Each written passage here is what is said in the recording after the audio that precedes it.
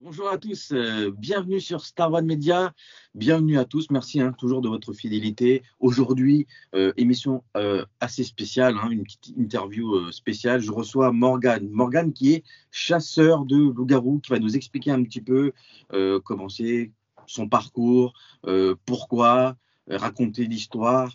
Ça peut être intéressant parce que Star One Media invite tout le monde, donne la parole à tout le monde. Bonjour Morgane. Merci pour ton invitation, merci beaucoup. Comment ça va Morgane? Parfait, comme un chasseur de loups-garous qui se respecte. Voilà. Alors, tu sais, moi, j'invite tout le monde et je suis très curieux. Et j'aime l'histoire, le parcours des invités. Donc, ce qui m'a intéressé chez toi, c'est que tu n'as pas peur de dire qui tu es. Donc, est-ce que tu peux dire à tous ceux qui vont nous regarder, qui es-tu, Morgane? Quand on dit chasseur de loups-garous, effectivement, on s'apprête évidemment à rigoler, puisque les gens souvent vivent à travers le cinéma, à travers la Mhm. télé. Donc, évidemment, quand on arrive à comprendre, en écoutant bien mes propos, en regardant l'étendue de mes travaux, que je ne parle pas du tout de lycanthropie, je ne parle pas d'un mec qui se transforme les nuits de pleine lune, assoiffé de sang, qu'on va tuer avec une balle en argent, et, euh, et puis c'est la pleine lune, et puis le loup-garou, il est énervé, enfin, ça n'a aucun rapport, je ne parle pas du tout de ça, en fait. Donc, D'accord. déjà, il va falloir désapprendre tout ce qui a été appris. Bien donc, sûr.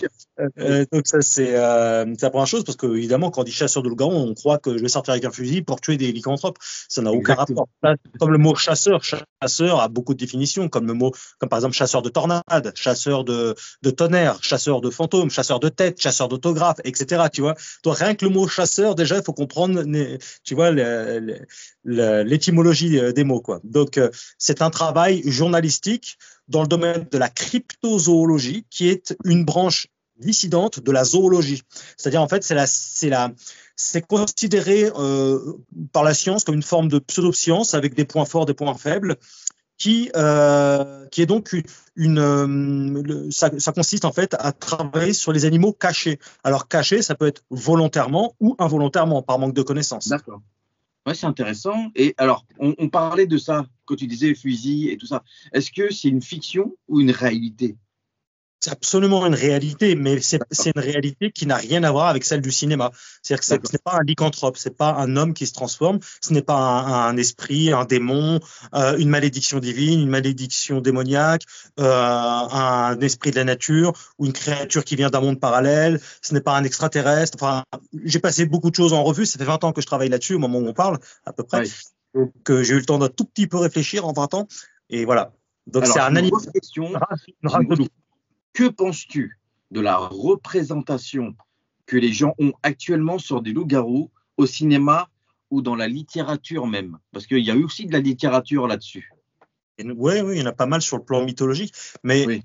c'est globalement assez fidèle, parce que loup-garou, ça signifie loup Mm. hominidé. Ça veut dire que c'est un loup qui a des caractéristiques humanoïdes, mais c'est encore une fois, c'est pas un humain, hein, c'est bien un animal, et Oui. ils ont les capacités hominidées de se mettre en bipède, c'est-à-dire debout, et il Ouais. a plus des bras pour les membres supérieurs, des bras que des pattes comme ses membres inférieurs, tu vois. Donc c'est ce qui fait que ça le rend, il y a une dimension humanoïde comme un peu un ours ou un kangourou ou un singe ou un suricate, etc. Qui ont des dimensions humanoïdes aussi, c'est-à-dire ils se mettent en bipède. Mais donc ce n'est Mm. pas exclusif au loup-garou, mais ce loup-là précis se met en bipède. Ouais. D'où sont originaires les loups-garous? Le problème, c'est que je suis remonté jusqu'à l'Antiquité. Donc, Ouais. l'Antiquité, c'est un petit peu loin, hein. Ça fait Ouais. moins 3 4 000 avant Jésus-Christ. Donc, je m'en souviens très bien. J'étais pas là, d'ailleurs.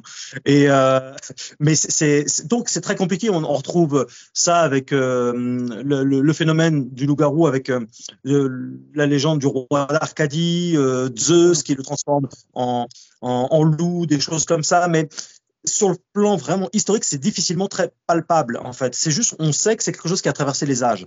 Et Ouais. comme je le dis souvent dans ce que je fais, le mot légende vient du latin legenda, ça signifie fait, déformé. Donc, il y a bien Mm. des éléments factuels, d'autres tout à fait folkloriques, mythologiques, symboliques.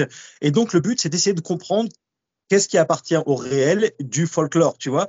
Et donc, mais on sait que ça a bien traversé les âges. On en parle encore aujourd'hui. Et voilà. Et Donc, tu en as vu déjà de près? personnellement, moi, je fais du travail de terrain. Ça fait 4 ans et demi que j'ai ouvert Loup-Garou France et ça m'amène à voyager à travers la France. Donc, je fais du reportage de terrain avec des caméras, je vais pas n'importe où, hein. Je vais dans des zones là où il y a du témoignage, si possible récent. Et il m'est arrivé d'avoir 3 rencontres rapprochées avec un loup-garou et filmé à 4 reprises. Pour l'instant, au moment où on parle, on a 7 vidéos de loup-garou, ce qui n'est pas énorme, c'est un animal rare. Mais faut savoir sur Internet, il y a énormément de fakes, il y a beaucoup de conneries. Mais au fur et à mesure du temps, grâce à la technologie, et bien que ce soit un animal rare qui vit loin des humains, hein, ils vivent principalement aussi dans les souterrains de la Terre. Donc c'est très difficile. C'est pas j'arrive avec ma caméra, boum, je ramène une image. Mais pour bien comprendre ce phénomène-là, au-delà même des vidéos de loup-garou, parce qu'on peut toujours me dire c'est des fakes. Il faut vraiment regarder l'intégralité des vidéos et même lire mes livres parce que faut avoir une grille de lecture complète. On a même des témoignages de gendarmes, de policiers, militaires. C'est des gens assermentés, c'est pas des gogoles. Donc on peut toujours dire après oui les images c'est des fakes, mais quand il commence à y avoir des milliers de témoignages à travers le monde, il peut pas y avoir que des gens qui racontent n'importe quoi, drogués ou alcooliques ou je sais pas quoi. Est-ce que tu peux nous sortir le nom de ton livre pour ceux qui sont intéressés et de comprendre ce que tu dis? Au moment où je parle, j'ai écrit deux livres, Loup-garou la vérité et Homo lupus, l'histoire du loup-garou. Ces livres-là ne sont plus en vente parce qu'ils ont été victimes de leur succès. Amazon m'a contacté, rupture de stock. Mais je prépare pour le mois de janvier 2025 une contraction des 2 livres et plus encore avec pas mal d'éléments d'information. Et donc, ce sera un gros livre qui s'appellera Loup-garou, la révélation et ça sera disponible de nouveau sur Amazon. Donc, ces 2 livres-là, techniquement, ne seront plus disponibles. Je vais profiter de la rupture de stock pour continuer à avancer sur mon 3e livre et finalement reprendre cela et les perfectionner, quoi, tu vois. Tu sais à quel moment de l'histoire le premier loup-garou a été vu par quelqu'un? Objectivement, non. Parce que il y a toujours une chape de plomb autour de ça. C'est-à-dire que c'est un animal tellement impressionnant, tellement extraordinaire, qu'on en fait des films d'ailleurs, que les gens, tu sais, par manque de connaissances, souvent, surtout dans les sphères spirituels peuvent devenir fanatiques sans s'en rendre compte, obscurantistes sans s'en rendre compte. C'est-à-dire qu'ils peuvent voir le démon partout, ils peuvent voir des esprits partout, ils peuvent voir des trucs démoniaques partout. Et du coup, on a quand même des époques où l'obscurantisme régnait à différents degrés. Et lorsque les gens ne connaissent pas, eh bien, ils ont tendance à tout spiritualiser. On a ça dans toutes les religions. Moi qui travaille en théologie en parallèle, je connais bien ces choses-là. Et en toute humilité, c'est que il faut faire attention. Foi, c'est une chose, mais raison aussi. Et donc, il y a une chape de plomb, les gens n'en parlaient pas, ils croyaient que c'était toujours une créature démoniaque, à tel point que l'Église même massacrait des personnes parce qu'ils s'imaginaient que c'était des loups, des trucs comme ça. Dans d'autres religions, on a à peu près les mêmes choses aussi, c'est-à-dire, c'est un démon, c'est un djinn, c'est un genoun, un poltergeist, un truc. Il y a toujours un truc, en fait. Mais en fait, techniquement, il n'y a même pas besoin de spiritualiser un sujet comme ça. Quand on travaille sérieusement, on comprend, notamment en biologie, c'est pas mon travail en tant que tel, mais j'ai été obligé de passer par là. On comprend que l'évolution des races, des espèces est exceptionnelle et fabuleuse. Et j'en suis arrivé à la compréhension, par la raison et l'étude, que c'était une race de loups parmi tant d'autres. Il y a des dizaines et des dizaines et des dizaines de races et de sous-races de loups, parmi lesquelles le loup-garou, qui descend du Éocène, c'est-à-dire donc il y a 60 millions d'années. C'est une atmosphère post-mésozoïque. Donc, c'est un animal qui a traversé lui aussi les âges, qui a évolué selon son contexte géographique, selon le contexte climatique, comme tous les animaux, comme les êtres humains aussi, où nous évoluons tous. On change de taille, on change de morphologie, de squelette, etc. Et donc, le squelette reste toujours le même, mais il évolue selon le contexte dans lequel nous sommes, avec les siècles, avec les millénaires. Et donc, c'est pareil pour les animaux. Donc, c'est pour ça qu'il y a plein de races de loups très différentes, et notamment, celui-ci qui a évolué étonnamment comme une sorte de primate, c'est-à-dire il a une dimension un peu gorille. Surtout quand ils se mettent debout, ils ont de l'eau. Okay. Ouais. On le voit marcher un peu énorme comme ça. Oui, avec légèrement bossu, les bras un peu en avant, qui descendent jusqu'aux genoux. Il y a différentes typologies, différentes sous-races de loup-garou, mais on reconnaît toujours l'animal. Et donc, c'est bien une race de loup précisément. Il y a 70% du loup, 30% du gorille. Et d'où est venue cette passion? Je ne sais pas si c'est une passion, mais d'où est venue cette passion de dire je vais faire ça et pas autre chose?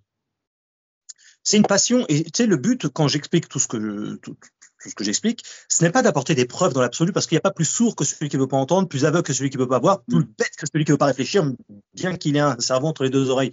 Donc, le but dans la façon dont je le vis, c'est pas d'apporter des preuves et et voilà, c'est chacun fait ce qu'il veut de toute façon, et puis on peut pas obliger les gens à étudier, à regarder l'étendue des travaux en intégralité, tu vois.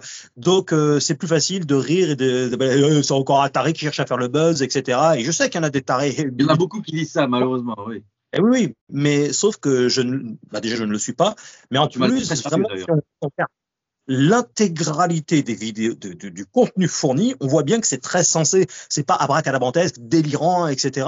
Je suis quelqu'un quand même qui, bien que spirituel, avant tout très terre à terre, très voilà, tu vois, je m'intéresse à beaucoup de choses, à la physique quantique, à plein de choses, tu vois. Le monde est vaste, et très très très vaste. Alors moi, cet animal-là, je l'ai découvert quand j'étais gamin. J'avais la chance d'avoir des parents cool qui me laissaient regarder des films d'épouvante, des trucs comme ça. Donc, j'ai découvert le loup-garou à travers La Malédiction du loup-garou. C'est un film, une série des années 90. Et je trouvais cet animal charismatique, somptueux.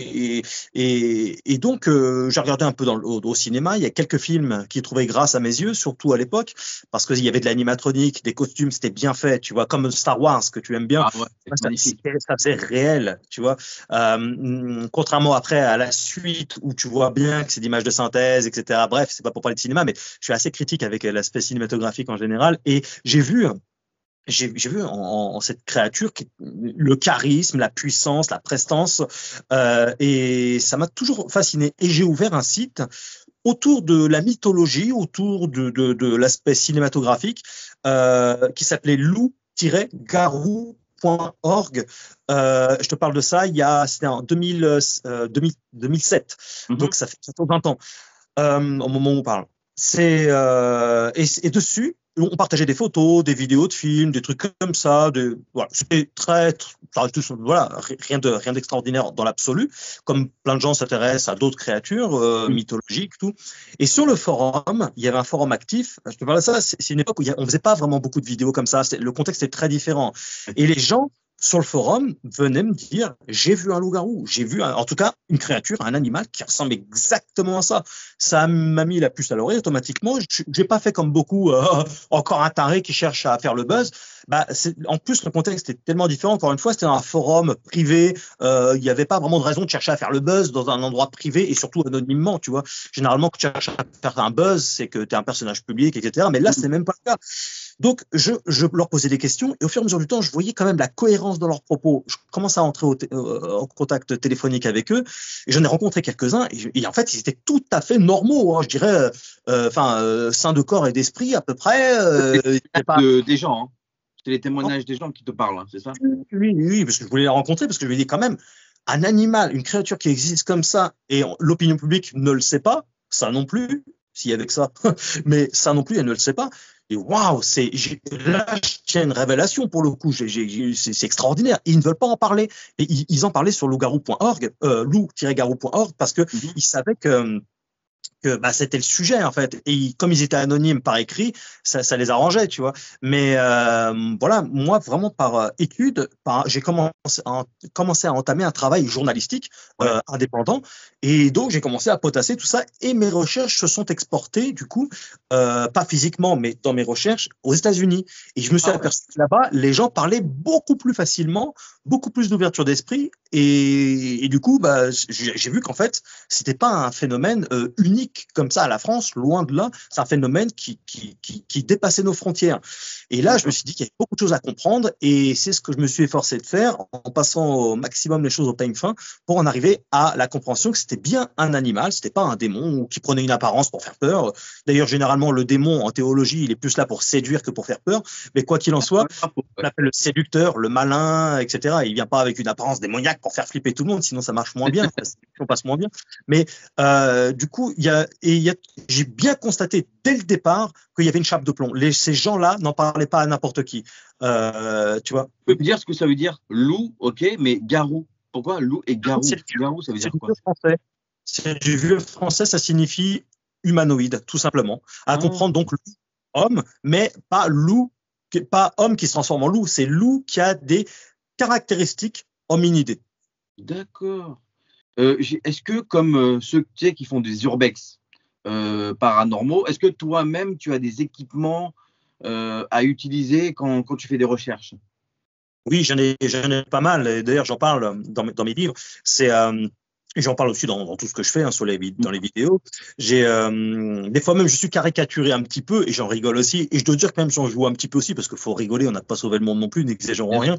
C'est que j'utilise un katana. Alors les gens se disent, ah putain, Morgan Priest, c'est un taré, il part en pleine nature avec un katana pour tuer les loups-garous. Alors moi, j'en rigole évidemment, mais dans la réalité, c'est pas ça du tout. En vérité, oui, j'ai un katana, mais c'est pas pour tuer des loups-garous. En fait, ça me sert de coupe-coupe. C'est-à-dire que moi, je suis dans les arts martiaux, tu vois, voilà, bon, je suis karatéka, machin. Bien ça. Mais, hein, Très bien ça. ouais. Et tu en fais aussi? Tu fais Avant, ouais, j'en faisais avant, ouais. hein. Ah, Et c'est cool. donc, bah, j'aime bien le nunchaku, le katana, les trucs comme ça, tu vois. J'ai un katana chez moi, c'était pas un katana de coupe, pas un vrai, du coup. C'est un truc de merde à la base, tu sais, quand t'achètes, je sais pas, tu vois. Mais même mon père l'a bien taillé, nickel, tu vois, vraiment, il cisaille bien. Et ça me permet de l'utiliser comme coupe-coupe pour me frayer des chemins dans les zones les plus escarpées. Parce qu'en fait, ça fait partie effectivement du matos, il faut avoir quelque chose pour couper, pour taillader. Alors, tu ne vas pas te balader avec un sécateur ou une tondeuse en pleine forêt. Ah, oui, c'est pas évident ça.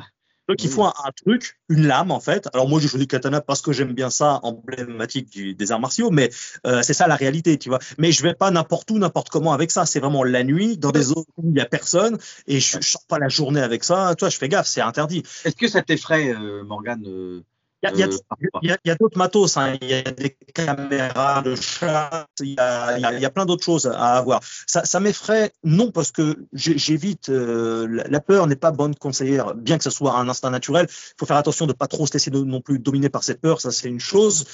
Bien que ce soit pas naturel à l'homme d'aller dans une forêt la nuit, Exact. comme ça, parce qu'on est des êtres durs, on n'est pas des êtres nocturnes, donc on va pas la nuit en pleine forêt, surtout dans un contexte aussi Exactement, ouais. particulier. Mais comme en toute humilité, j'ai une petite maîtrise de mon sujet quand même, et que c'est pas un animal sanguinaire du tout, c'est pas un animal qui va s'attaquer à l'homme comme ça, comme les loups, hein, tu sais. Je sais que dans les contes, on avait dit le grand méchant loup, mais sinon, dans la réalité, là toujours pareil, on essaie de revenir à la réalité, c'est pas un méchant, un loup, c'est même peureux, tu vois. Parce Eh que bien, nous, le forcément, loup-garou, on ne le sait c'est pas. mal au prime abord, trop peureux. Nous, on ne le sait pas, nous, spectateurs, qu'un loup-garou est gentil, tu vois. On l'a Ah toujours non, fait non, comprendre qu'il était méchant, absolument, à la télé, on avait dit c'était méchant. À la tu télé. vois. Et sinon, dans la vraie vie, toutes les races de loups, au prime abord, n'ont pas pour instinct naturel de s'attaquer à l'homme. Et le loup-garou, c'est exactement la même chose. Et je l'ai vu par rapport à un nombre, à des milliers de témoignages dans le monde. Hein. Mm. C'est que ces gens-là on survivent parce que et pourtant ils auraient pu se faire massacrer Bien instantanément. Il y sûr. en a qui ont fait de Ah après, oui. même touché. Et c'est un animal sauvage. Alors ça ne veut pas dire qu'il ne peut pas attaquer. Il pourrait parce que ça reste le risque zéro n'existe pas comme avec les loups, mais c'est extrêmement rare. Donc au prime abord, tu vois, t'as pas à avoir peur d'un loup-garou, t'as plus à avoir peur d'un taré qui se balade en pleine forêt avec un katana, bourré ou je sais pas, tu vois, ou je sais pas, un sanglier qui te charge parce qu'il y avait des marcassins à côté ou un truc comme ça. Mais en plus, on est vraiment dans un domaine très particulier parce que c'est extrêmement rare les loups-garous. Ils se cachent bien, ils ont vraiment des qualités athlétiques exceptionnelles aussi. Ah oui. Donc voilà, non, il y Quels a sont, peu de choses. quels sont tes projets actuels? Là, bah, je viens de sortir mon nouveau reportage qui est dans la zone de Karnak. Donc, je suis Oui. allé avec le témoin en question. J'ai passé une nuit là-bas. Ensuite, le reportage s'est étalé sur 2 semaines et j'ai déposé des caméras de chasse dans un périmètre bien précis que je reviens rechercher plus tard. Tu vois, donc je fais ça. Et donc, c'est D'accord. un reportage sur 2 semaines qui est sorti sur lougaroufrance.fr. C'est un reportage de 3 heures. Généralement, les reportages que je fais sont assez longs. Et j'ai plusieurs autres reportages à venir, beaucoup de témoignages aussi. D'ailleurs, ce soir, j'ai encore un témoignage d'une personne qui n'y connaissait rien, pas du tout, et qui était étonnée parce que c'est exactement ce qu'elle a vu. Donc, on lui a dit, bah voilà, il existe un chasseur de loup-garou en France, loup-garou France, machin. Il savait pas trop à qui en parler, et du coup, bah maintenant, aujourd'hui, en fait, c'est pas qu'il y a plus de témoignages, c'est qu'aujourd'hui, il y a une oreille et ils peuvent mieux comprendre ce qu'ils ont vu aussi. Je peux leur apporter beaucoup d'éléments d'information par rapport à ce qu'ils ont vu. Mais une chose est sûre, et je le dis souvent dans ce que je fais, c'est que je ne suis pas le seul, et excepté les témoins, à le savoir. Les hautes instances, les hautes autorités des services secrets le savent. Et alors les gens se disent, mais pourquoi on ne le dit pas? Mais le propre des services secrets, c'est qu'il y ait des secrets. Donc, par définition, il ne faut surtout pas s'imaginer qu'on nous dit tout, qu'on nous cache rien, qu'on vit au monde des bisounours. Non, qu'il n'y a pas de complot non plus. Enfin, le monde, c'est basé sur l'histoire du monde, c'est des complots, tu vois. Donc, non, on ne nous le dit pas parce que ça ferait peur aux gens. Et d'ailleurs, si tu prends le temps, au fur et à mesure du temps, d'écouter les témoignages, tu verras qu'il y a un avant et un après dans la vie des gens. Ils ont tous été choqués. Ça les interpelle. C'est tellement impressionnant, tellement charismatique que oui. D'où est-ce qu'on peut te retrouver sur les réseaux sociaux pour ceux qui veulent s'abonner à toi et comprendre ce que ça veut dire? Sur le site loup-garou-france.fr, il y a des liens vers mes réseaux sociaux, il y a le TikTok, il y a le X, il y a bien sûr YouTube, il y a Facebook, etc., etc. Sur TikTok, je suis hyper actif. C'est là où tu m'as contacté d'ailleurs. Je fais beaucoup de contenu, mais vraiment, faut aller sur YouTube. Là, il y a les playlists, témoignages, spécial discernement. Il y a des interviews, dont la tienne bientôt. Il y a beaucoup de reportages de terrain. Et il faut pas regarder juste 2 ou 3 vidéos parce que ça permet pas de se faire un avis concret. Il faut regarder vraiment beaucoup de contenu. N'hésitez pas à aller voir Morgan, chasseur de loup-garou, parce que il est intéressant. Voilà, qu'on y croit ou qu'on n'y croit pas.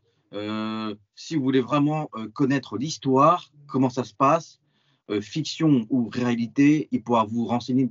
Voilà, toutes vos questions, il aura les réponses, Morgan, à vos questions. Tu imagines, tu peux me poser n'importe quelle question, je vais donner des réponses. T'imagines si je disais n'importe quoi et j'inventais des conneries, t'imagines quand même, ou alors j'aurais le prix du meilleur scénariste quelque part parce que mais encore une fois, il faut vraiment, c'est pour ça que je dis aux gens, vous m'écoutez, merci, c'est sympa, je suis content, mais allez voir directement, écoutez les gens parler, regardez les vidéos. On a aussi quelques vidéos de loup-garou, dont certaines éloignées, certaines rapprochées. Alors on peut toujours me dire c'est pas une preuve, oui, mais encore une fois, le but c'est pas d'apporter des preuves, c'est de faire vraiment intervenir la raison à un moment donné. Quand même, il ne peut pas y avoir que des barjots non plus sur Terre. Il y a des gens qui disent la vérité. C'est un peu comme le phénomène OVNI, tu vois. Ils ne peuvent pas tous être barjots et avoir tous rêvé quand même. Voilà. Vous avez très bien compris ce que Morgan a dit. Et franchement, ça a été vraiment très intéressant parce que j'ai quand même appris beaucoup de choses. Et j'aime l'histoire et je pense que tous ceux qui vont regarder ce ITV seront contents de ce que Morgan a dit parce que c'est vraiment très intéressant.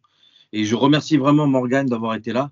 Et je vais mettre sur tous mes réseaux sociaux et sur des replays pour que tout le monde peut regarder en tout cas. Merci à toi Morgan, c'était vraiment super. Longue vie à ton émission. Merci et à toi-même et bon courage à toi pour la force.